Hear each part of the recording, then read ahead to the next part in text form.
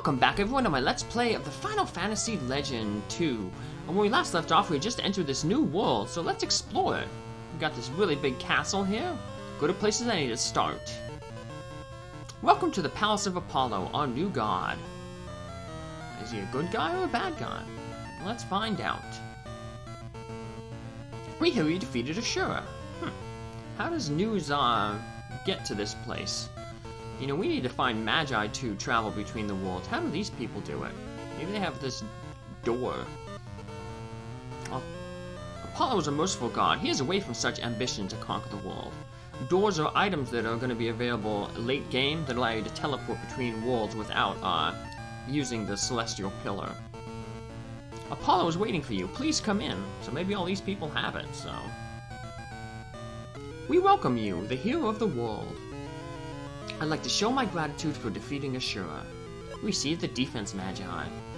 Why do you do this? I have enough power already. I do not need any more. I hear we still have some magi in our world. The clue is left in a riddle. One is where wind blows underground. One is where flame burns underwater. One is where darkness shines brightly. You must be able to solve the riddle. Good luck. So as the riddle implies, there are going to be 3 dungeons in this world, and each of them is going to house a bunch of different magi. So it's up to us to go through these 3 dungeons and gather the magi. First we're going to head up toward this village, but we're not going to enter the village right now, because to the north we see there's a little cave there. That's actually only one entrance to the cave, the first dungeon in the riddle, where the wind blows underground. So the dungeon is going to have 2 entrances, one to the north, one to the south. The southern entrance, the one that we're going to enter real quickly, just has 1 floor and 1 piece of treasure. We're going to get that, so that way then we can heal up at the inn at that village. That way any stuff that we use in this first little floor to get in this treasure, we can refill at the inn. Any skills or weapon uses from our robots, so... Here we have a new enemy, the Hofud. It's a sword-type enemy. These sword-type enemies are all named after, like, mythological-type swords. The Hofud is the sword of Heimdall. He's a Norse, a god in the Norse mythology. So, well, pretty interesting when you're doing some research on the games, how they named stuff. I'm gonna continue forward through this little door here, and there's a little pit there. There's stairways going down. To get to those staircases, we're going to have to enter through the northern entrance to this cave. But here we got the Hermes Shoes, named after the Greek god Hermes, the messenger god. He must be really fast to deliver messages, so these things will increase our agility, which is basically our speed stat in this game. So, we can throw them on a robot there. Because remember, we don't want to use them on Vincent or Linus, because that increase of the agility that it gives them just means that it'll be harder for them to gain stats innately. So, we'll just put it on Honey Mouse and take that, the defensive rating. Now, they don't increase the robot's agility at all. Even though they increase it in humans and mutants, for robots, the boots, they will only increase defense in robots, so they don't give those secondary bonuses. So, and that's the same with all types of armor. So there's going to be a lot of armor in the game that'll add little bonuses, but those bonuses to stats like strength and agility only apply when equipped onto a human or a mutant. The robot just gets the hit points and the defense boost, so... And the defense boost for the robots is slightly less than for what it is for a human or a mutant, so... For example, if a piece of armor gives like 10 defense to a human, it might only give 6 to a robot, but it's making up for that less defense by the hit points that you're getting, so... So they gain less hit points, but they'll gain less defense, but they'll gain more hit points to make up for that lack of defense, so... Donatus, the god of the mountains, lives in the cave to the north. Donatus sings in the cave on windy days. Here's our item shop. Same stuff we got at all these other places, so. Elixirs are like an inn, but they only work for like one person. So, eventually we'll get portable inns called tents, but they're late game items similar to the doors I talked about. A cute girl named lives in this town, but her mother is sick and her father is missing. I wonder if there's anything I could do. So this here is Lynn's house. If we head upstairs, we see her mother is in bed. Let's talk with her. My daughter went to the cave of a mountain to get me a potion. Oh, my dear Lynn. So, I guess in addition to looking for treasure and magi in the cave to the north, we're gonna have to look for Lynn. See what we got here in the weapon shop. A new martial art, headbutt. Counter's also a martial art, but that only works when somebody attacks you. When you get attacked, you counter. So, laser sword is a really good upgrade for agility. But we don't have the money for it, so we'll have Vincent be using his blizzard spell. That way he can maybe get some mana. Let's head into the pub here. That scholar said there is no Donatus, but there is. I thought that I could never make it back alive when I went into this white cave. I'm a scholar. There's no such thing as Donatus. It's just the noise of the wind. Hello, refreshments for only 10 gold pieces. Want some? Oh, you look just like Lynn's father. You relatives? And he's basically talking about to Linus, our main character. So let's we don't have to heal up any hit points, but we'll stay at the inn anyway to fill all our skill charges. I don't know if Apollo is really a good guy or not. You should be careful. Foreshadowing? Well, it's a good thing we refilled our skills. We're gonna have Vincent using his skills as Blizzard. We took him off the punch, mainly because we don't have a lot of money to buy new weapons. And we want to have Linus have something to do, so he's using a hand-me-down rapier from Honey Mouse, but there's not a lot of charges left on that. So in order to have him still be able to do something, if the charges run out, we'll give him the rest of the punches that Vincent was working on. So yeah, it means that Vincent won't be getting any agility for this. Little dungeon, but he might get some mana increases, so we'll use our ice magic here first, because that's the one that we could potentially lose during after a battle, because it's the one on the bottom of the stack. So we have jelly enemies, slightly stronger enemy, stronger slimes that we saw back in Ashura's world. So as you can see, they have that dissolve spell as well, so we want to take care of them as soon as possible. So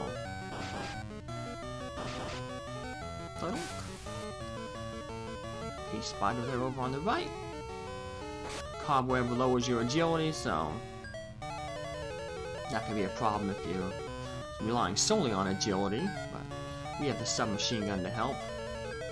Man, doesn't have a lot of charges left on both his rapier, Linus, or the punches, so we will find a weapon though in this cave. It's a strength-based weapon, but you know, if push comes to shove, we can just have him use that. So better that he uses something than nothing. Otherwise, you get that message saying that, you know, has no items, can't take a turn, so let's heal up here. This is a pretty long cave. Or actually it feels long, it probably feels longer than it actually is, because there's not a lot of treasure in here, so it's mainly empty. Big large rooms, high encounter rate, and not a lot in it, so makes it feel bigger than it actually is, but we can survive it. Oh, no, it's not. It doesn't help our survival that we rolled low on that submachine gun use. Which means that these jellies are still alive, and thankfully none of them used dissolve, or else they would have healed the damage that that submachine gun did on them, and we might not be able to take them out. So Vincent lost ice and got fire, but that's good because now we can attack 2 elements. He can use blizzard, a bit. It's weaker than ice, but it hits all enemies, and now he has fire. And as you can see, those jellies are weak against fire, so we got a weakness now that we can exploit. A rocket. That's another weapon. It raises robot strength, but it's another a gun type weapon. So if push comes to shove, we might be able to throw it on Linus there, just to give him something to do. But prefer not to, because then that way we can sell it for full. So we'll see what happens. So maybe we might have to start running a little in this cave. So yeah, I don't like to run. You don't really need to grind if you're working on your stats. You know how you want to work your stats, and you basically fight every encounter that you get into. So that's what made the game difficult for me the first time I went through this game. I didn't know about like the advantages, like say the submachine gun, so I never bought it, and I mainly focused on strength weapons, because the instruction manual read that they had higher attack multipliers. So what ended up happening was I couldn't hit anything because my agility wasn't low, was too low, and then my agility was too low, and I didn't have any really group attacking spells because I didn't have that submachine gun, and my mutants, magic wasn't really cutting it. So I'd end up running from a lot of battles, and then of course that hindered me because I wasn't getting any stats. And eventually I got into a boss, and I'll point it out when we get to it. I don't want to do any spoilers, but eventually I got to a boss that's a really big roadblock, and it really prevented me from moving on. So that's when I knew, yeah, I'm playing this wrong. I need to do something else, So I started, experimenting with new things, and that's when I kind of learned the importance of, fixed damage weapons like the submachine gun, to help clear out groups, and then of course I started fighting more. Fighting more meant I got more stats, and so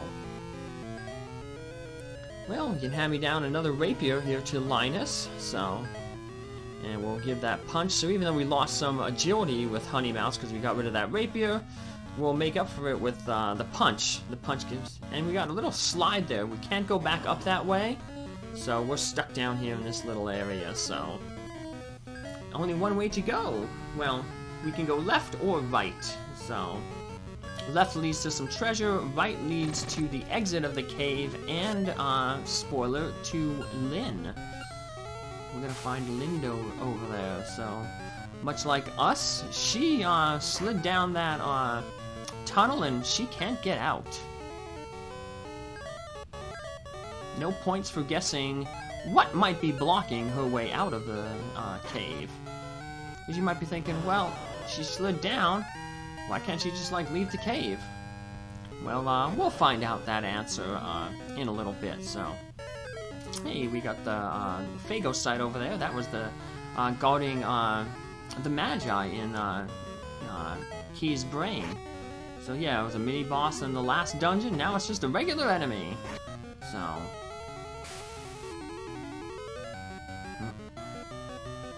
that's going to be a common theme here. A lot of times we're going to run into mini bosses, and in a world or two, those mini bosses will become just regular enemies. So yeah, since we're running low on charges and time for this episode, I'm just gonna head over here and grab the potion. There's an elixir over here, and I guess that's the potion that Lynn was coming to get. elixirs basically heal all statuses. Also acts as basically a single in, or an in for one single character, so you can see why she would, Lyn would want that for her mother. Probably heal her up, but we're gonna grab it, and they don't give you the option to give it to Lyn's mother, so Lyn's mother will just automatically get healed up, so. But in order to avoid some backtracking, I was originally gonna just grab Lyn and then come over and get the potion, but like I said, we're running low on gear, charges, and on spells, and time, so we'll just grab that potion now and then head over and grab Lyn. So Lyn is going to be a 5th party member. She actually joined your party twice. She's often considered, though, the worst party member. And she has good stats, but the problem is her equipment that she comes with. Lyn's basically a martial artist. Now, we know that martial artists, their attacks get stronger the more you use them. Well, Lyn comes with a full complement of martial arts. So when she attacks, she's not going to do a lot of damage because the martial art, she's just starting with the martial art. And Lyn basically only joins, both times she joins you, she basically joins you for a boss battle. She's not going to be able to damage the boss because she hasn't used any of her charges on her martial arts. And it doesn't make sense. Now, you can grind with her, I guess, in the first time here. I came to get a potion for my mother, but I fell down the slope and got stuck here. Donatus is in my way and I can't go back. Let's go together. We'll take you home. Thank you. Lyn joined. Thank you. Dad came back from a long trip. I don't want to miss him. Yeah, so you can, I guess, grind and cut down, you know, the amount of usages on her martial arts to make her deal some damage to Donatus up here, but it's kind of pointless, so. Donatus, intruder detected. Eliminate, eliminate, eliminate. Now, interesting about Donatus here is, he is, basically a level 10 monster, or he's treated as a level 10 monster, which means that your mutant can learn the, level 10 skills off of him, the highest skills in the game. He can learn, he or she, your mutant, can learn any skill in the game after this battle, based on Donatus's rank.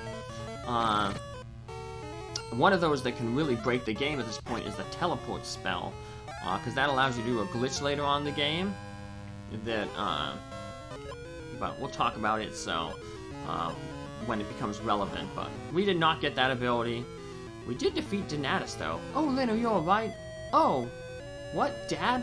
Why is he bumming around a place like that? I thought he was a hero. What are we gonna do now? Let's go and gather magi. What else can we do? Right, we've come this far. We can do it all. Alright, let's do it. And I'll triumph over him. Now, thank you. And let's see what her mom says. Thank you for everything. Now, based on Nintendo censorship, there's actually 2 major issues of censorship in this game. That scene doesn't really make a lot of sense. But basically when they say, you know, like, remember there's that one character who said, we look like Lyn's father. And it's implied, based on that scene, we see our father there. And remember, Lyn says, like, hey, my dad is coming back from a long journey. You know, I can't wait to see him. So we go in there, not expecting anything, and we see our dad there. And then, of course, we were told that we look like Lyn.